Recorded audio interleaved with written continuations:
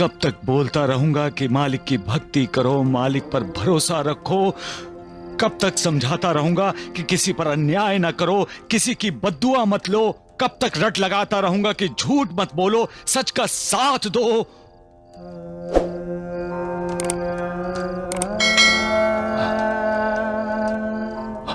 आखिर मैं भी तो इंसान हूं महालसापति। इस इंसानी चोले की शक्ति भी तो क्षीण होती रहती है ना।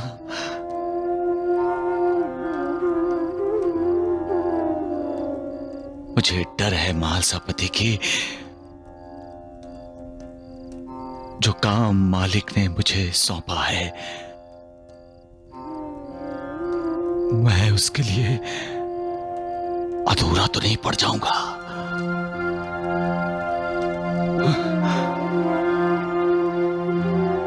इस इंसानी चोले की वजह से ही मैं भी तो थक जाता हूं महालसापति।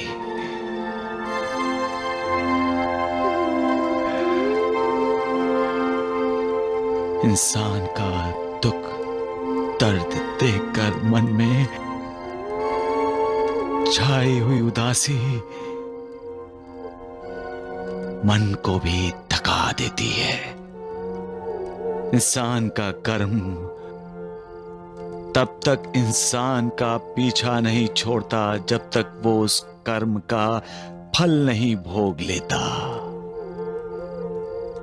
चाहे इंसान दूसरा जन्म ले ले, तीसरा जन्म ले ले, चौथा जन्म ले ले, जब तक वो कर्म फल का भोग नहीं लेता तब तक उसका अपना कर्म एक ब्रह्म राक्षस की तरह ही उसका पीछा करता रहता है। और इंसान रोता है कि उसे संतान नहीं, उसके घर में बीमारी ने जगह बना ली है। महालसापति, कोई समझने को तैयार नहीं है कि जो कुछ हो रहा है उसके पीछे उसके अपने पूर्व कर्म हैं। अपनी बदहाली के लिए जिस मालिक की उसे भक्ति करनी चाहिए उस मालिक को ही वो दोषी मानता है।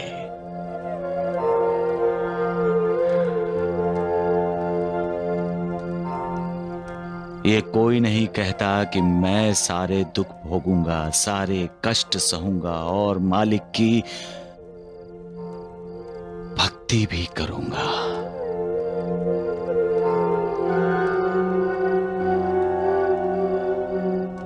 हर कोई सुख चाहता है महालसापति,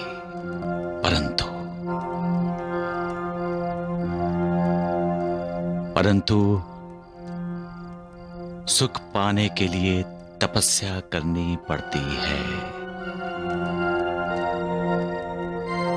दुखों का सामना करना पड़ता है।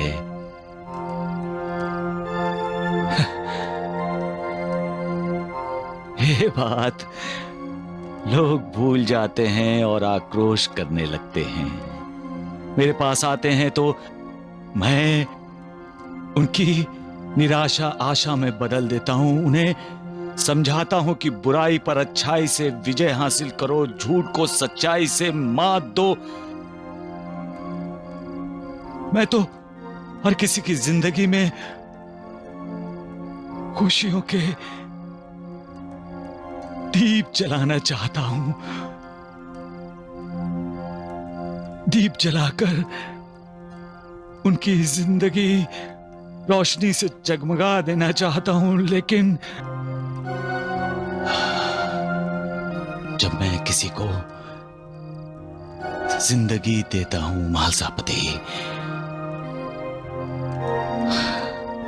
तो ये कोई नहीं जानता कि मुझे अपनी जिंदगी का कुछ हिस्सा देना पड़ता है।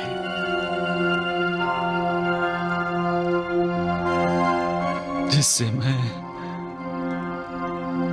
कमजोर होता जाता हूं।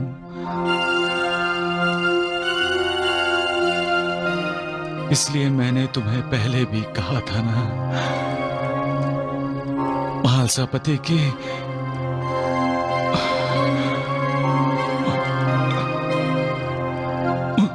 मालिक ने मुझे मुक्ति नहीं दी है।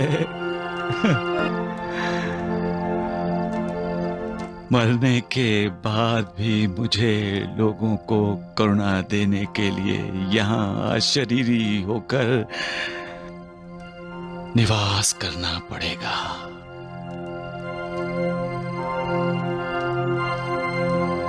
तब मैं नहीं,